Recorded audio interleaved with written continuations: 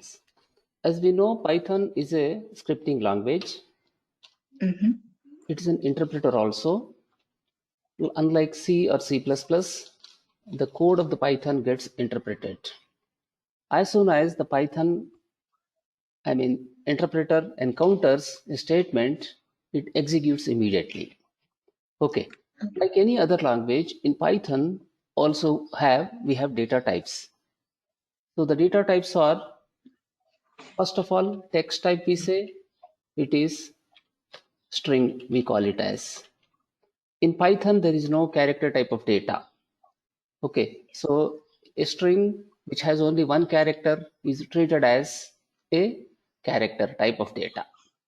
In other languages, we have character type of data, but in the Python, we don't have character type of data. A string which contains only one character, we can treat as a character kind of data. And you can iterate over the string like an array. So by using index operator, you can be iterating over the given string. For example, I have something like this. I have a string called Python. Suppose I want to individually retrieve characters. In such cases, suppose here I write s equal to Python. So this is what it's a text type of variable, and we call it a string variable. In this I have stored Python. In order to access the individual characters from that, I need to use like this index of operator. So S0, then S1, then S2 can be giving us individual characters from that. So S0 gives here P, this equal to here P, and when we go with the S1, this is Y, and when it is 2, this is actually T. Like this is going to be retrieving individual characters. So in such cases, you can think Python string as an array of one dimension.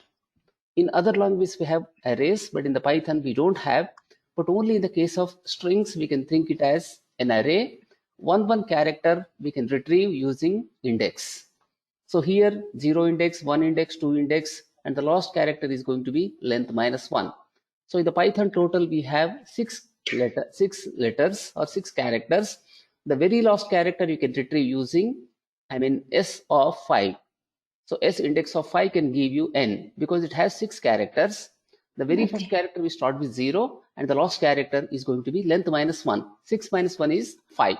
So like that we access in the Python string. So it doesn't have any character type of data, but using index of operator, you can be retrieving individual characters from the given Python string. Now we have numeric types in this. Just I'm reviving things. So we have numeric types. As far as numeric types are concerned, we have in this int, then we have float, then we have actually complex. Okay, so int is absolute number, float is approximate number, and complex is when you have something under root -1, you can treat it as complex number. If you take under root 1, it is going to be plus or minus 1. When it's under root 4, it's going to be plus or minus 2.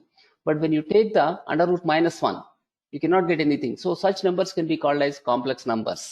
In mathematics also, I think you studied about the complex numbers. So yes, under root -1 is nothing but a complex number. Like that, it's going to be dealing. Then we have sequence types. Okay, we have another type of data called as sequence types, in which we have a list, then we have a tuple, then we have actually range. So these are the sequence types. That means sequentially they get saved data. They are going to store data. So list is nothing but it is a immutable kind of thing. That means data in the list you can change. Even you can increase the list size and you can decrease in the sense you can reduce it, okay, by removing an element, and by adding an element you can enlarge the list. So you can append and you can remove elements from the given list. Whereas tuple is not like that. Tuple is read only. Once you create, you cannot modify. It's only for read only purpose. Just to read only we use the tuple. So range is basically a range of numbers like 1 to 10, 1 to 50, 1 to 60. So when you want to take in such cases, we can use the range. So this is called as here sequence types. A list is a sequence type, tuple is a sequence type, and range is a sequence type. So numeric types are int, float, complex, and sequence types are list, tuple, range. So the list can contain any kind of data. It's aggregate, we can say heterogeneous. Tuple also in the same way, but range can give you range of numbers, range of integers it can give us. Now next thing is mapping type we have. So mapping type is nothing but you have a key and you have a value. So that is nothing but here a dictionary. We have a dictionary type of data in which you save data using key and value. For every key, there is going to be a value and key should not be duplicated. That is called as mapping type of data. It is dictionary. Okay, so we use dictionary for that purpose. Similarly, we have set types. Set types are nothing but we have one set, then other one is actually frozen set. Okay, we have two different ways of representing data as set. One is set, other one is frozen set. I'll explain more about the frozen set as we advance. Then other thing is bool type or say boolean. So boolean types are nothing but true or false. Boolean types are true or false. Either we have a true value or false value. And we need to remember one point, Python is case sensitive. It does differentiate between uppercase and lowercase. Like C, C++, Java, C Sharp, JavaScript, it is going to be differentiating between uppercase and lowercase. So the Python is what? A case sensitive language. It does differentiate between uppercase and lowercase. Okay, then similarly, we have here binary type of data also. So binary type of data is like we have byte. Similarly, we have a byte array. Then other thing is memory view. So these are the types we have as far as binary data is concerned. What is binary data? For example, we have a number like a equal to we write 100 and a b equal to we write something like 100. So this you can call as binary data. Just in one byte you can save 100. But in the B, when you put 100, this requires 3 bytes because everything is going to be like a ASCII character. 1 is an ASCII character, 0 is an ASCII character, again 0 is an ASCII character. So this requires 3 bytes and this is going to be using just 1 byte. So internally, it's getting saved in the binary format. So binary format means the given 100 is converted to binary number, then that will be getting saved. So in the form of bits, that will be getting saved. Even in the case of B also same thing, but for every character we represent here, 1 byte is required. Here for 1 we require 1 byte and for 0 another byte, another 0 it requires another byte. So internally this requires 3 bytes, whereas A requires just only 1 byte. Because this is a string and this is what integer, internally it's nothing but binary data. And apart from this, sometimes you need to deal with the image files. Okay, how do you deal with image files? Sometimes you need to retrieve image data from the server to client. So in such cases, like byte array we can use. So bytes of data just we retrieve.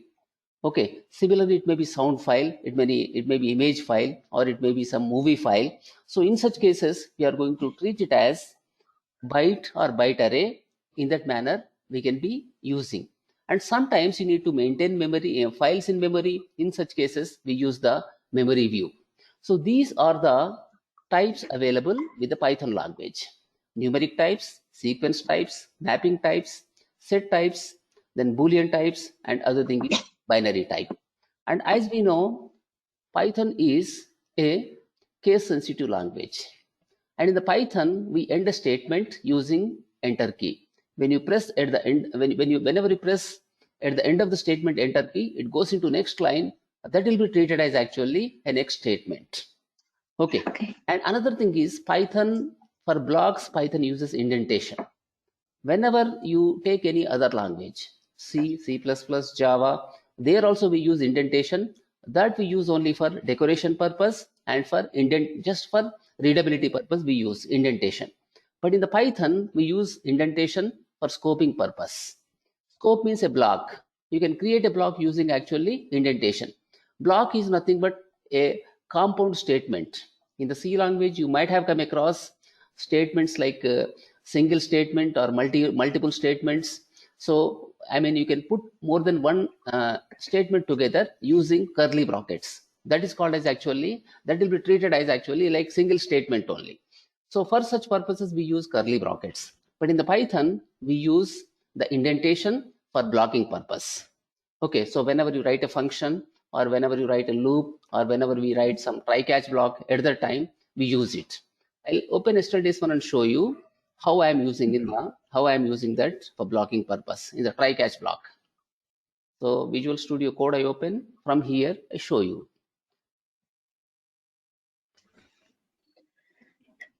Okay, so whenever you look at this, we have a try colon, then here you have certain space. This is nothing but indentation.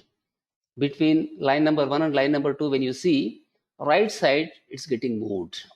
And whatever you have in the try block, this is nothing but it's a scope. The first num is available only within the try. If you try to use the first num outside the scope of the try, you cannot use it. So using indentation, we are making a block here. Suppose you use some C code also I try to write here. Something like this, I write a for loop, then in this for int x equal to 0, then x less than 10, followed by x plus plus I write. Then suppose you need to execute more than one statement. In such cases, you put the curly brackets. Inside the curly brackets, you write code. This is what exactly blocking. So whatever variable you declare inside the for loop is going to be available only within the for loop. Outside the scope of for loop, it will not be available. So here we use curly brackets for scoping purpose. So in the Python, we use indentation for scoping purpose. So using indentation, you are going to make scope. So the scope for try is from this line to this line. Now except is not part of try. Except is actually extended block of the try. When the try part is getting any error, it comes into except part and that part of code will be executed. Okay, so Python is what here? It depends, it uses indentation for scoping purpose. This you can think as scope. Try is one scope and except is here another scope.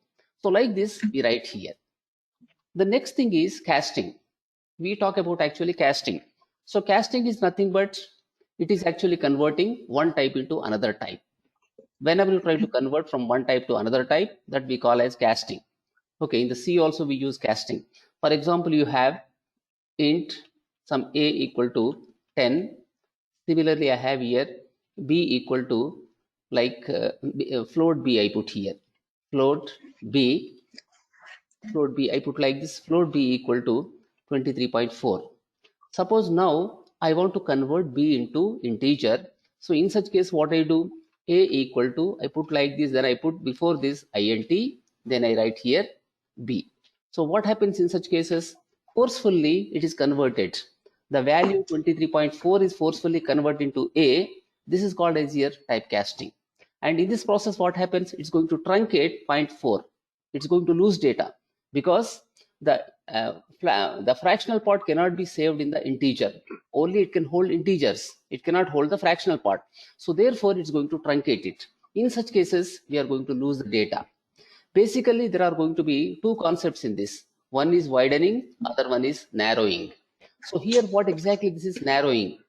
I mean, we are taking bigger type and we are converting it to smaller type. So with that, what happens? It's going to be getting narrowed down. Some of the data you may lose. Whereas if you write b equal to a, here there is no problem because this is nothing but widening concept.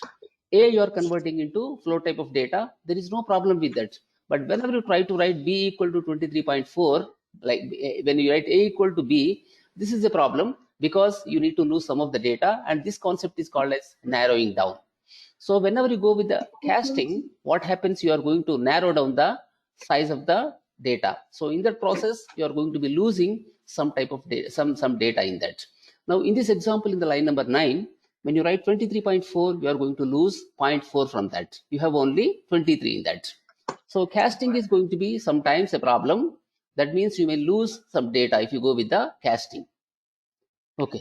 So casting is what basically, but in the Python, using actually constructor function, we are going to be converting data from one type to another type. So basically we have these casting mechanisms, int, then float, other one is str. So we have three different things. With the help of this, we can convert data from one type to another type. For example, I have something like this here.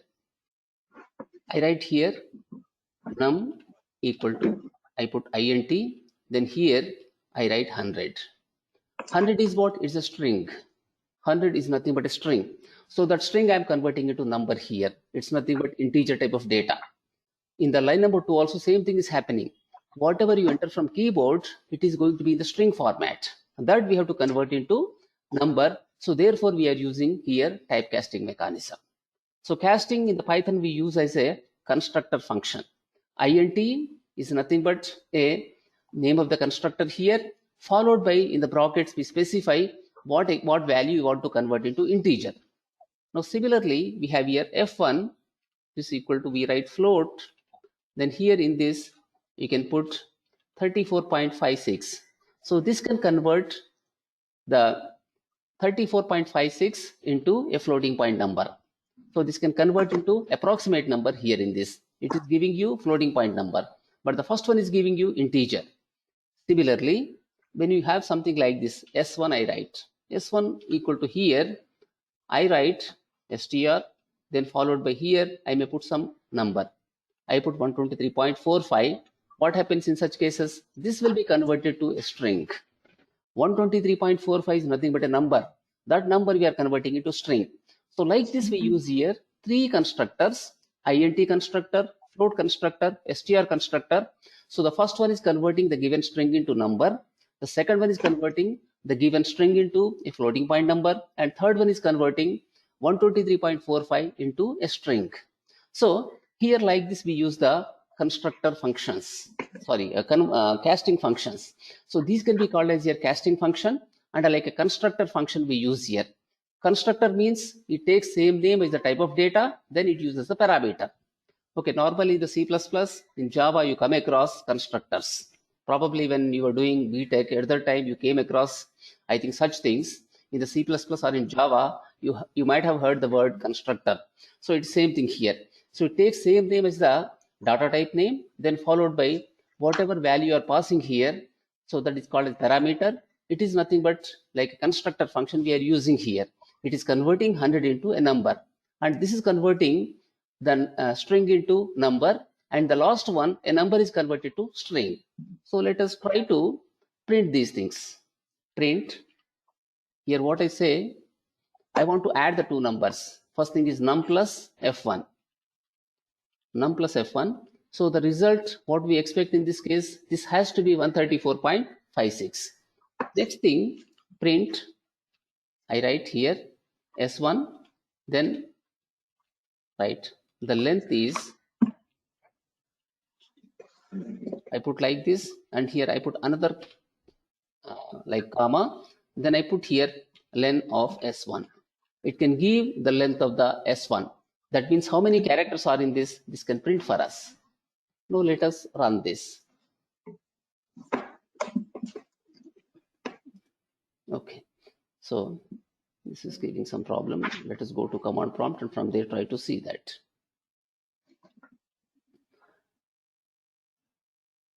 But this one where I have saved, okay, save as, I can see with this. Okay, Python CSV, the G drive, that is. I think you did not put the extension py file. It is already existing file, as first1.py file I have, and I change here this to like cd, and in this it is Python CSV. I'm writing code in the same file. So I put here Python followed by, it is sfirst.py. sfirst1.py. So first number I enter 23, then I enter 56. Now what it says here, it is printing the result as 79 first. From where we get 79? 23 plus 56 is nothing but 79. Then after that what we do, we are adding f1 and s1, num and f1. So that is giving us 134.56, and at last what it's saying here, 130.45. So in this we have total 6 characters. 123.45. So here we convert the given string into number, and in the last, in line number 10, we are converting the given number into string. Often we require these conversions, string to number, number to string we require. So in such cases, we can use these things. Okay, so these are what here we converted the string to number and number to string. So here with the help of the constructor functions, we are casting the type. We can cast the type like this. Okay. So similarly, we have Boolean types like true we have and false also we have. And apart from that, we talk about actually now operators. There are different types of operators we have. As per the given thing, as per the given document, we have many types in that, like addition, then subtraction. Sridhar, Yes, 1 second. Can you give me the examples of programming the list, tuples, and range? I'll give that. But first, let us finish this. That takes some time actually. We'll understand later on that one. So And once, can you go a little bit slow? yes, no, we go slow, but I'll give those examples later on. First, let us finish this basic things, Okay. because in combination we need to use them. So we Oh, have these here are all operator. Okay, these I thought operators. you are. No, no. Okay, okay. So this is addition, then subtraction, multiplication. Then we have here Okay. division, then followed by Okay. modulus operator you have.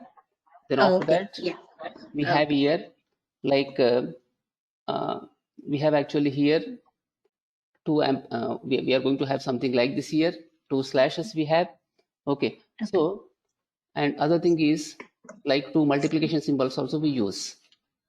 Okay. Okay, And so this is for addition, this is for subtraction, this is for multiplication, this is for division, and this is for modulus operator. We use it for modulus operator. That means for finding out remainder. And this is for actually, we can use it for floor. Floor means, for example, you have 7. When you divide 7 with 2, what result you get? Normally you get 3.5. But when you use yes. this, it's going to give you 3 only. This gives you 3. Okay. And whenever you go with this star star, this is going to give you exponentiation. Suppose 3 star star, if you put 2, it's going to give you 9. So if you put 3 star star 3, it gives you 27. So like that we can use. I'll show those examples now. Here in this, I have one, I put num1, this is equal to, I put something like 20, then num2, I put 7. Now let me print it. Print here num1 plus num2. This is for addition purpose. Similarly, print num1 minus num2. This is for subtraction purpose. Print then num1 multiplied with num2. This is for product purpose. Okay. Now similarly, print we take here, then write here num1 divided by num2 we write. Okay. So this gives you here, when you divide first number with second number, the next thing is here print, then here it is num1, then this can be a very big number if you take 2 here. So what I put, I can take here num2. Okay, then I put here exponent symbol, that is going to be star star. Then here I put something like 3. If I go with the 20 and 7, that gives a very big number. So this is, we can verify easily with this. Then print, the other thing is here, when you go with the 20 and when you take here num1 and try to divide with, sorry. So here num1 slash slash num2, I put like this. So this gives addition. I can put like addition here. Okay, but to give a space little. Then here write subtraction.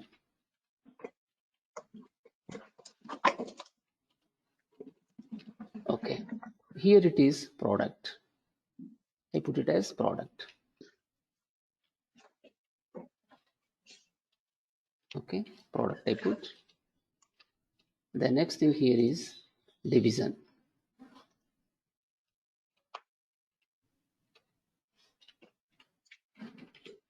We put like here division. Then this is exponent. This is what exponentiation.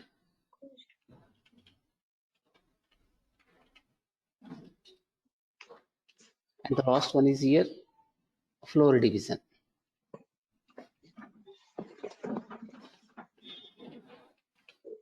We put like this. So when we run, what result we expect in this? The result has to be in this. I put here hash. What result we expect? 27 we expect. Similarly, the result for this is here we get 13. And when you go with this, this is going to be here 140 you have to get. And when you go with this here, what exactly you have to get? When you divide 20 with 7, 7 2s are 14, 7 8s are 56. Okay, so this is 8, something like this you have to get in this case. And whenever you go with this here, you are going to raise num2 how many times? 3 times. 7 7s 49, 49 7s is how much? 343 you have to get in this case here. It has to be 343. And here when you divide the num1 with num2, this has to be 2 because 7 2s are 14 you get.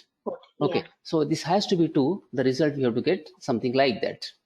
Save this Okay. and go to prompt here. Again, we do this.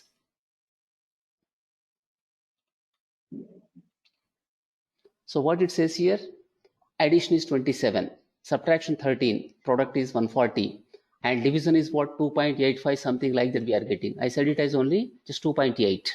Okay, Yeah. I could not calculate further, so I have put that much. And you can see here up to 15 digits you have precision. Up to 15 digits we have the precision in this case. After that there is no guarantee. Then in the case of exponentiation, it is 343. 7 7 is 49, and 49 when you multiply again with 7 you get 343. And in the case of floor division, this is actually 2.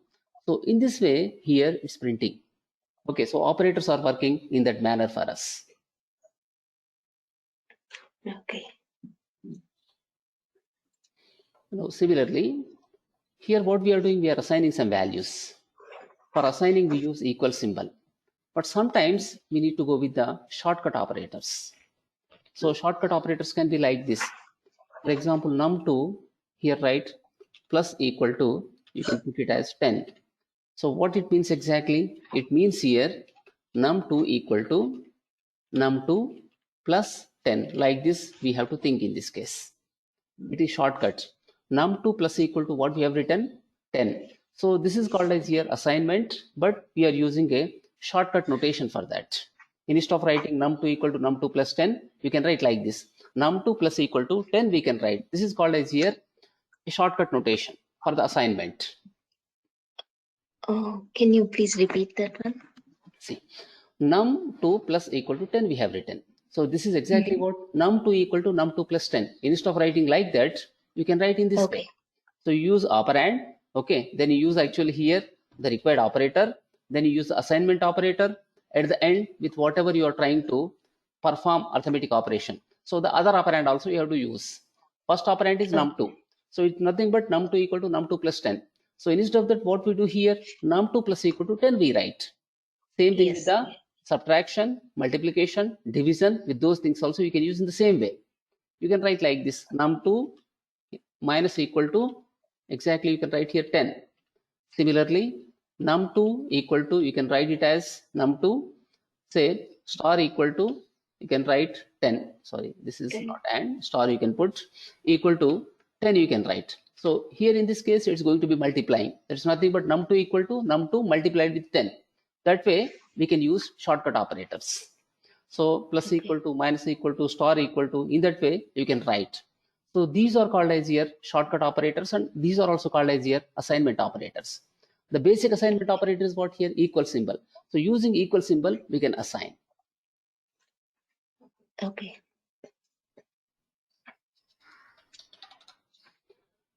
Okay, so this is what, these are all arithmetic operators we have seen.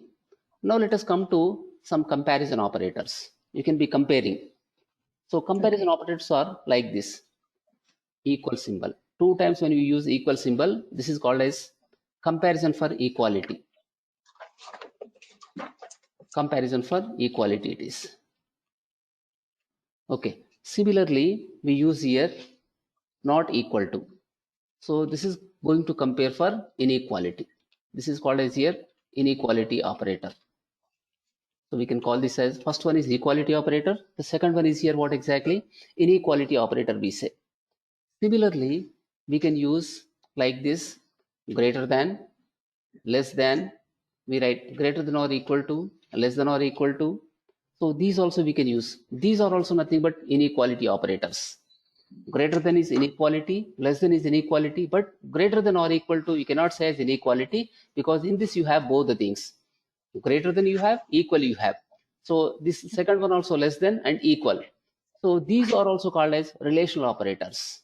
Greater than, Okay. less than, greater than or equal to, and less than or equal to is also called as relational operators.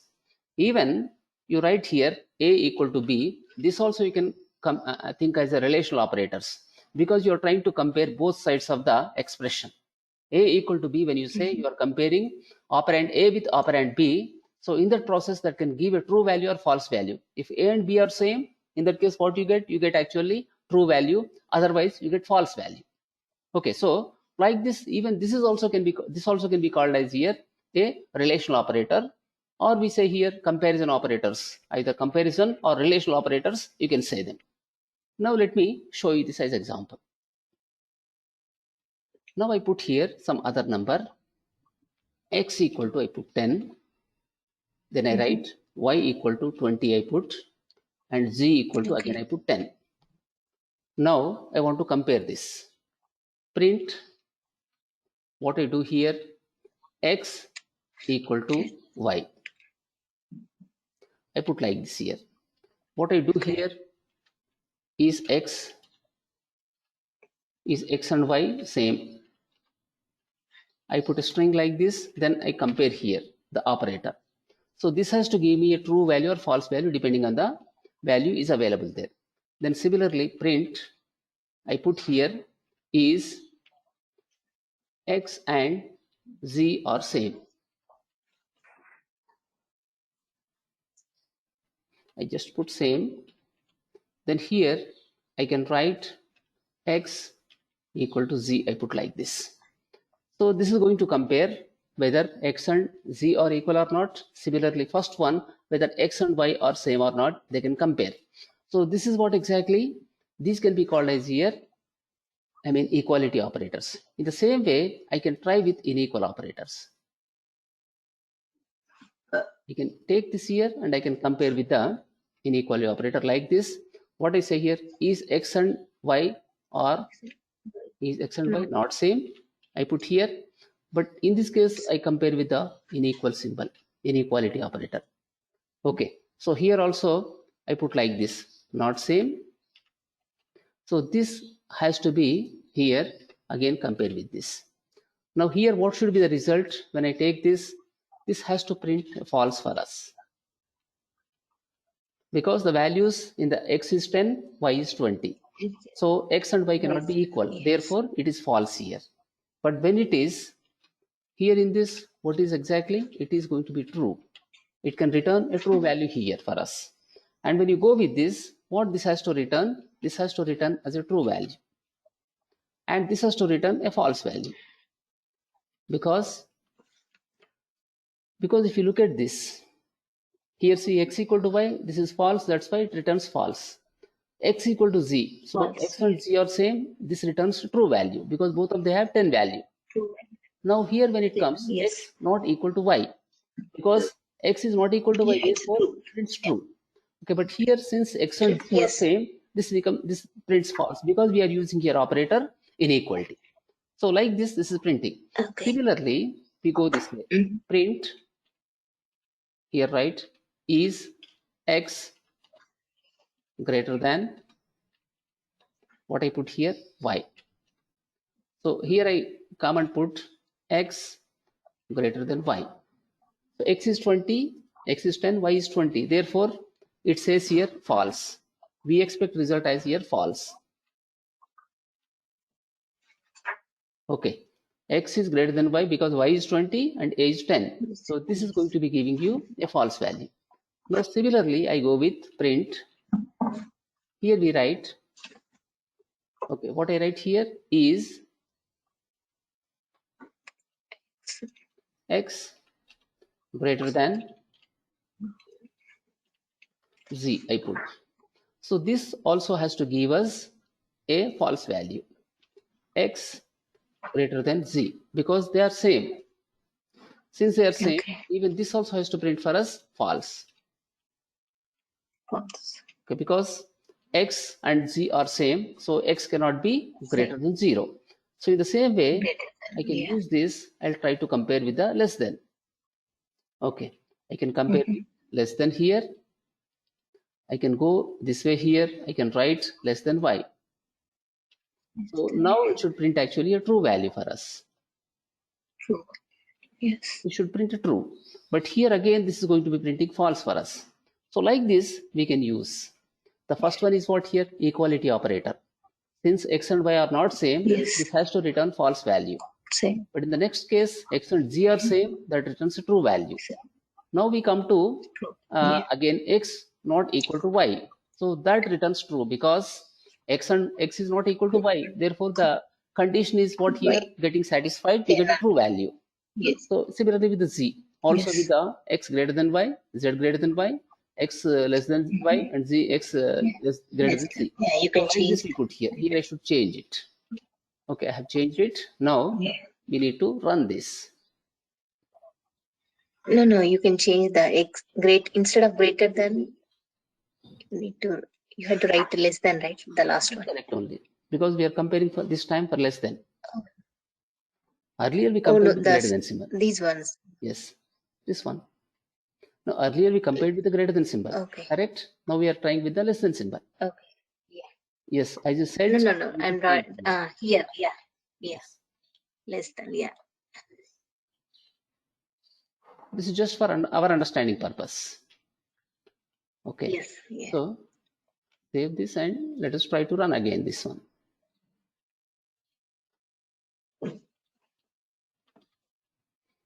Now what it says here, x and y same, false it is.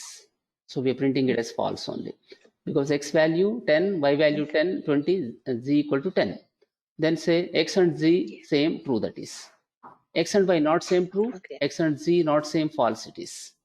X greater than y is false, x greater than z is false, x less than y is true, and x less than z also false because x and z are equal. So like this you can actually evaluate. You never use like this, you are going to use actually with if condition or with the while loop all this. But just I'm explaining how these are going to be working, how they are going to return true or false values. Okay. So similarly, what we have operators like identity operators we have. Okay. We have identity operators. So in the case of identity operators, we write like this.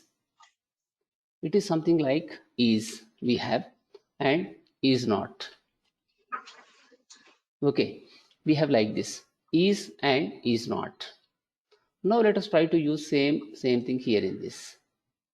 We come to here in this. So is nothing but we are trying to compare first operand with the second operand. We are trying to compare first operand with the second operand. So when we say x is y, x and y are the same, x is not y, is x and y are different, we are going to compare. So therefore let us see that example also here.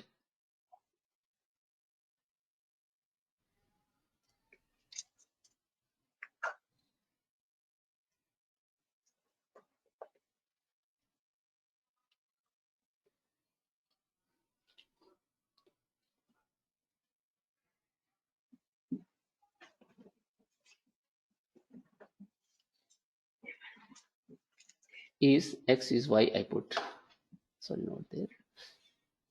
Okay, how many times here I put is x is y. Similarly, is x is not y. Okay, Okay, not y, I put here. Okay, so x is y, this has to return as a false value. And this has to give us a true value. Let us see and run this. And here operator, I have to change it. I need to write it as x is y. Similarly, here I should write x is not y, I should write here. I'm trying to compare with the y. So now let us run this.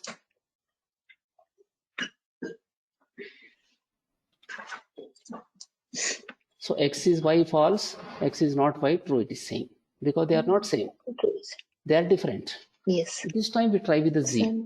What happens? Let us see in this. Okay.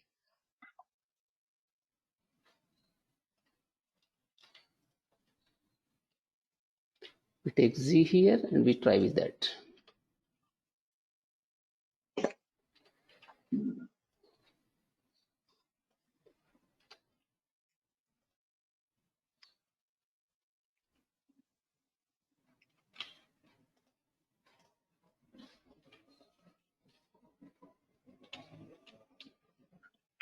So x is z true, x is not z false it is.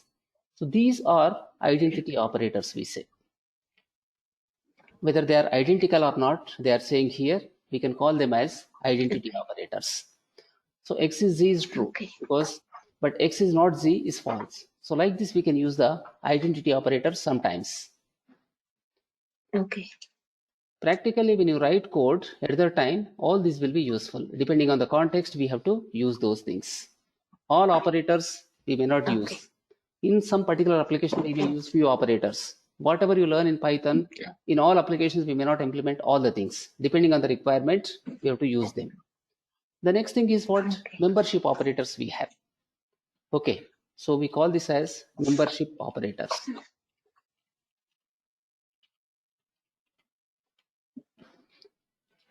Here it's nothing but you take one element, whether the element is a part of some other element or not, we write. So it is in and not in we use. We use in, something like x in y we write. Similarly, we write not in, it's going to be x not in y. Like this we use. So whether x is a part of y or not, we can find out. Now let me create something like this here, with that you can understand. Okay. I create here a variable called s2 I create. So s2 is welcome I put here. I write a string welcome here. Mm-hmm. Okay, so welcome to Python I put. So s2 equal to welcome to Python I put, and here what I do, s3 equal to, I put like right here 2 in this. Okay. Similarly, s4 equal to, I write it as then. So we try to now find out whether 2 is in the s2 or not. Similarly, then is in the s2 or not, we need to find out.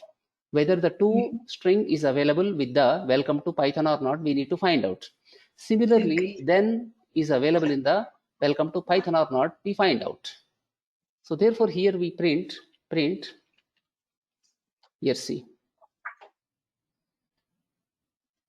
Yes, we write like this. S2 is in, we write, sorry, S3 is in S2.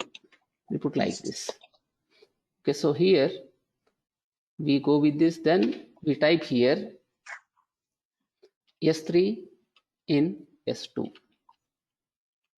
We write like this. Similarly, we take this one and not in also we use here. Not in.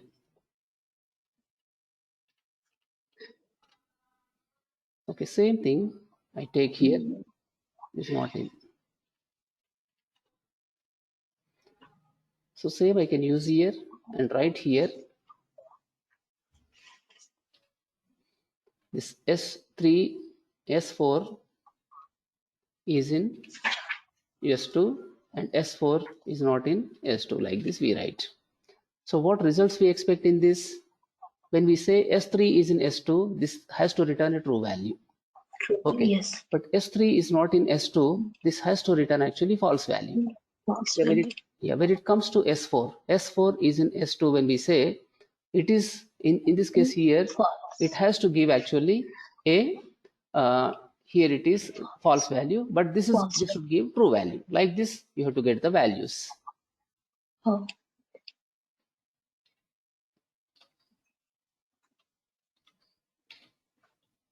What it says here, S3 is in S2 is true. Reason, 2 is part of actually welcome to Python. If you look at the string welcome to Python, 2 is in that. Yes. Okay. Yes. Similarly, when we say here S3 is not in S2 is false because it's part of the S3. So therefore that is returning false. In the same way, when you take S4, S4 is then is not part of actually the S2. So therefore, what it says here, True. Why? just Oh, sir, once again is. I haven't changed this one. Oh. Same S3 I copied. That's the problem. I should change that. Then you get exactly. See, for us, prompt is looking like this. These can be sometimes bugs. Program works fine, but result what you expect you never get. Yeah. So such things are called as bugs. There should not be any bugs in the code. Yeah. In a hurry, we are writing code. So we need to write very carefully. Then you have less bugs. Still, you cannot avoid totally bugs, but you can avoid to a great extent if our mind is present in that case. My mind was not present when I was writing. So in a hurry, I was copied and pasted there. Okay, so here S3, S4 is in S2 false, S4 is not in S2 is true. So like this, these are nothing but membership operators. Is in, is not in, we use. So even we can use them in the like list tuple, there also we can use it. I show that example also here. I put something like here LST equal to here I put like 10, 20, then 30 I put. Then what I do here, print. Okay, I can print here is okay. I put here like 2, then followed by I put ls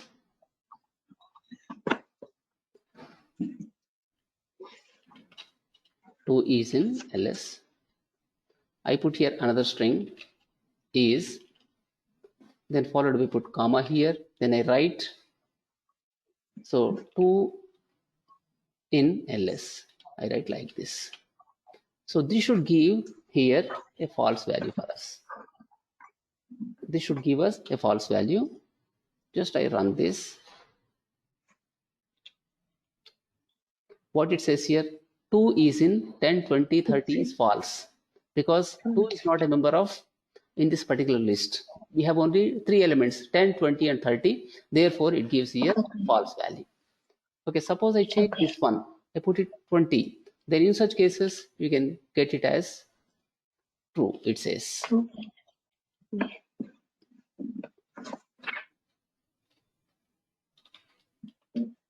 Now what it says, 20 is in 10, 20, 30 is true because 20 is part of actually the given list. Okay, so these are basically membership operators, is not are two membership operators, and before that we had actually identity operators. So in the case of identity operators, it was is not. Okay, it was is not, but in this case what, in, not in. As far as membership operators are concerned, it is in and not in. So with that you can find out. Okay, so mostly with the collections we can use this.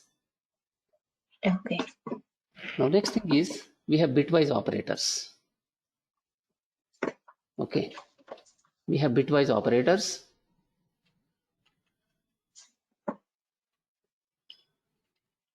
They work on bits. Okay. First thing is what? And. This is called as bitwise and operator. Okay. We say this as bitwise and this is here bitwise OR operator.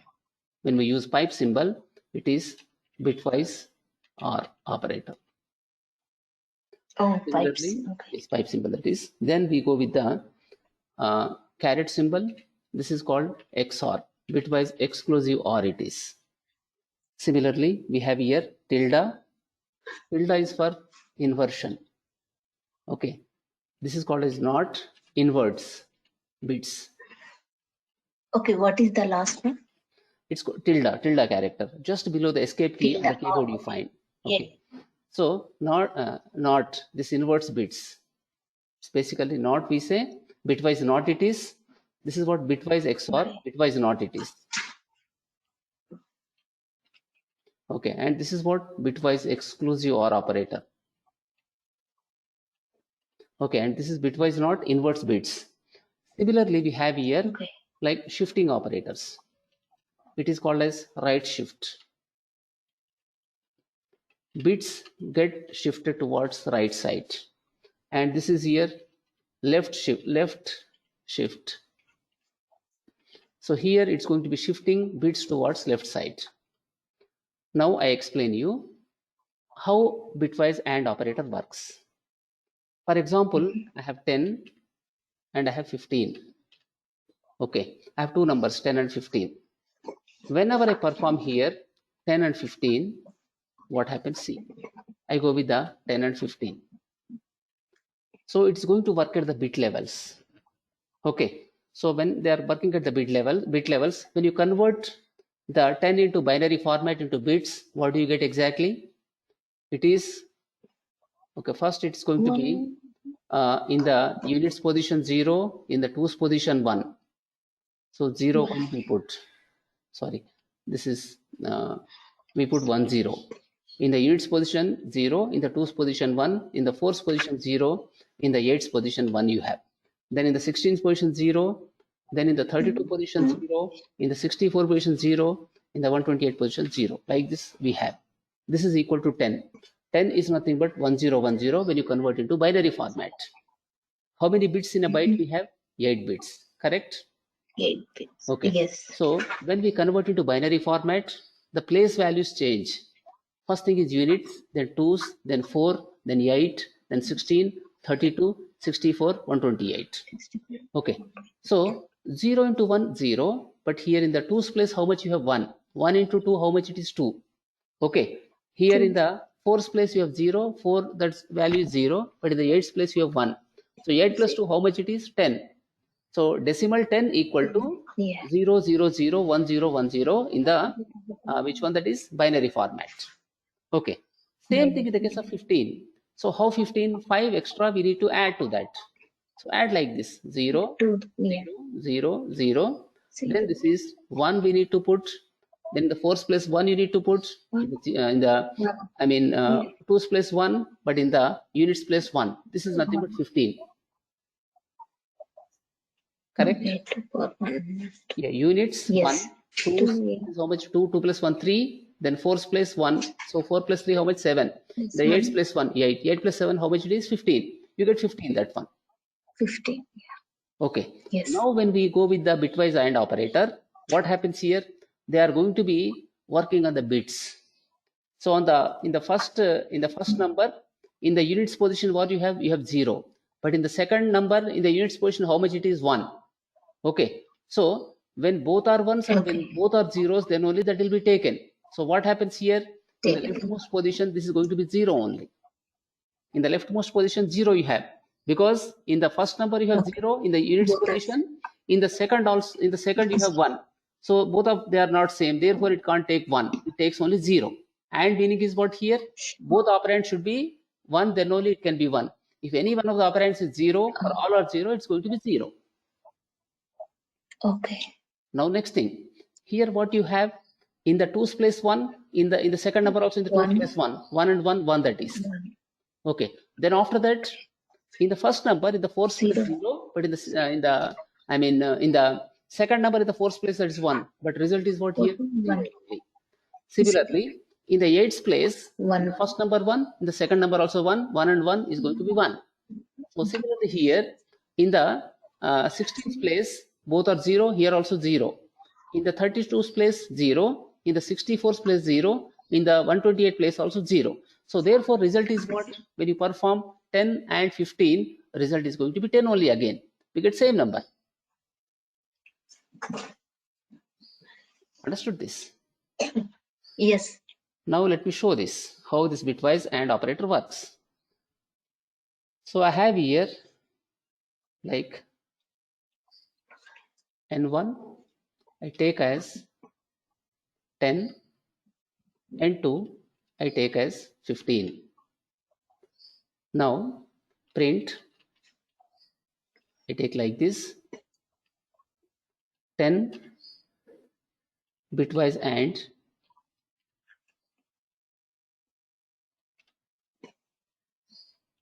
15. What is the result we get here? We need to go with the bitwise operator. I write this N1 and I write here N2. This has to print for us 10 only value. So let us run that and see.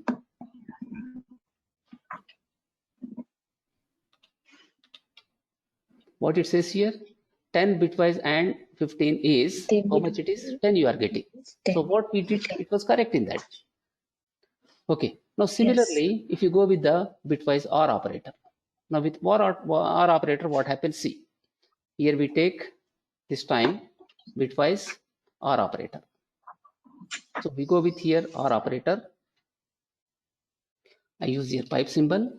Then in this, I try to do both of them. So either it should be one either in the first number or in the second number or in both. Okay. So this is what here, either in the first one or the second one, or they can be both. When either in the first number or in the second number it is 1 or both are 1, it is going to take 1 at the bit level. It will take 1. Yes. Yes. So here 1 it is. Sorry, not there. Here I put number. It is going to take 1. Next thing is what? Again it will take 1 only. Because 1 only. Yeah. 1. In the third one also take 1. So it's take 1. The rest are going to be zeros. So this time what you get 15 you have to get. Now when you go with this. Yes. Okay, so now it is put here, print.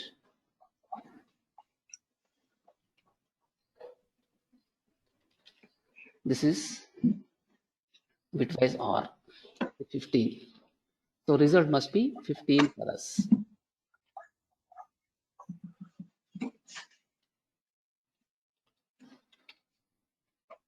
Sorry, what I did, something mistake.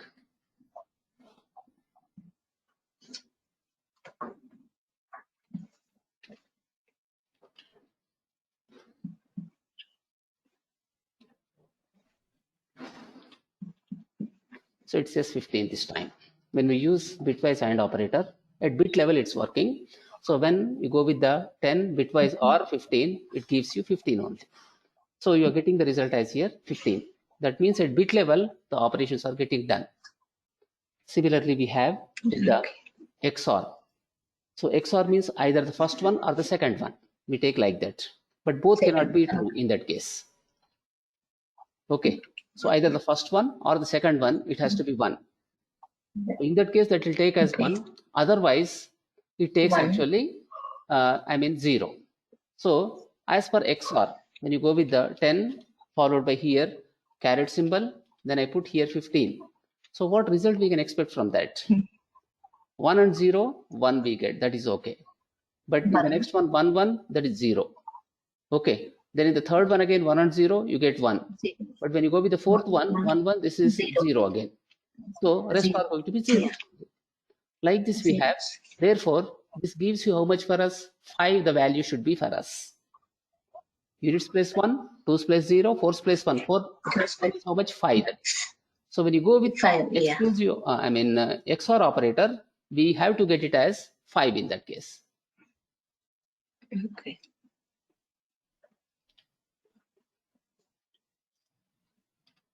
This is called as caret symbol when we use, it is called as exclusive OR operator. Okay, here we need to put the symbol caret.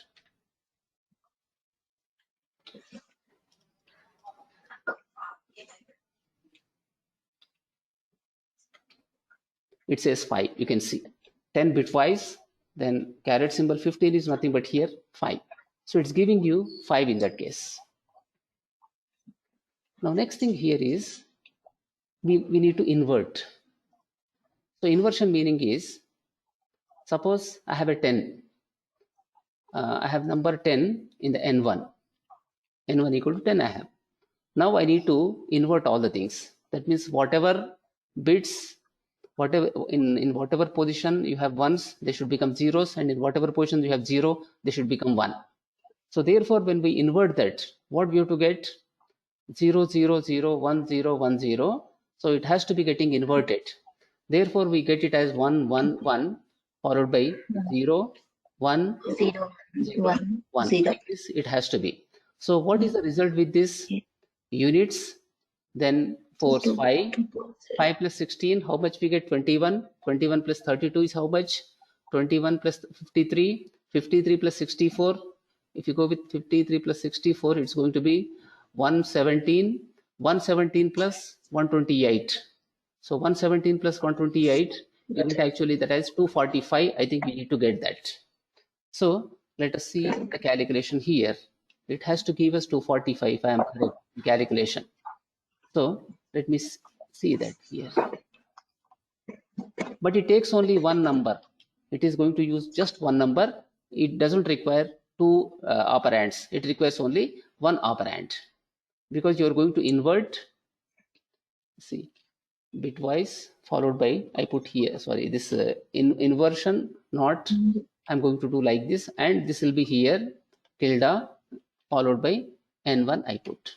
So that should give us how much? 245 we need to get in that case. Okay.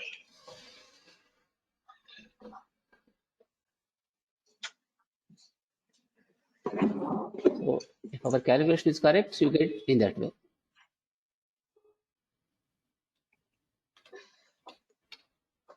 It's saying -1. Why it is -1? The reason is, if you look at integers, they support both positive and negative.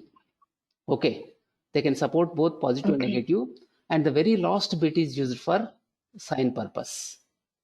If you look at this here, you have bits like this. The last bit, for what purpose we use? We use it for signing purpose, for minus, for a positive number or for negative number. So otherwise, the rest you are going to get with that as -11. So ultimately, you are going to get that as -11 when you go with that. It's giving you just -11. Okay. So internally, it calculated like Okay. that. Unlike C language, in the C you have positive numbers and negative numbers. Unsigned you have, signed you have. But in the Python, there is nothing like unsigned and signed. Everything is going to be signed. That means they can take negative and positive numbers. Okay. So therefore, it's giving you here -1. Whenever you invert 10, you're getting it as actually -11. So this way bitwise can be working. Similarly, we have here shifting operators. So if you look at this, bits can be shifted. I have something like, this is called as right shifting, Left shift. and this is called as left shifting. Left side can be shifted and right side can be shifted. Now suppose I have here 10. Okay, so I have 10 here. 10, I have a number n1 equal to 10. By 4 bits, Okay. when I shift towards right side, that should be 0, because it is going to move towards right side. So in that case, whatever in the, whatever in the left side you have, they are going to be coming into this location. Okay, so therefore in that process, what happens here, we have zeros. It will be becoming all zeros, and to the left of that, what happens? Zeros will be replaced simply. What happens here? You have 4 zeros here, and this is what 1010. Whenever you are shifting bits by 4, what happens? Whatever zeros you have here, they are going to move towards right side, and in the left side, Okay. the empty places are there. There you have the zeros. They get embedded zeros. So what happens now Okay. when you go with 4? It is going to be giving you 0 only. But when you shift by 3, it can give you 1. So let us see that. Okay. Okay, here in this right, this is right shift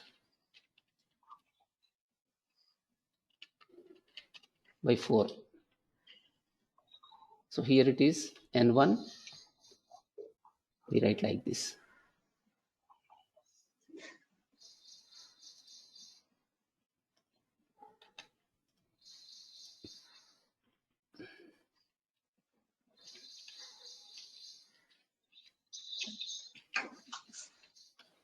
So like this we need to write. Similarly, if we want to shift by 3 bits, what we get see in this? Right shift by 3 here.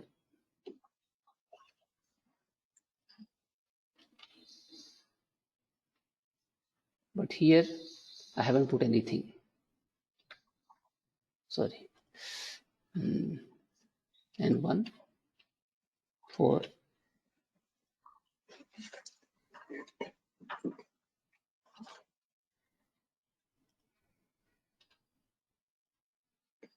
Here also we require comma. Then we write here N1, 3 it is. But original values, whether they change, we need to see in that. Whether original value is getting changed, we need to check that. Okay. Comment. Now, in the first case, what it says, right shift by 4 is giving 0, right shift by 3 is giving you just 1. Because 3 bits, they're getting shifted as per this code. Okay. So in the same way, you can try with the left shift also. So you try that left shift, you can try. Any questions, Swati? No. Okay. When I doing maybe programming, when I practice, maybe I may get At that time. doubts. Yeah. So far I'm good. Yes. So I share content like that every day. Go through that, please. So if you Yes, go, sure. if you go through the code,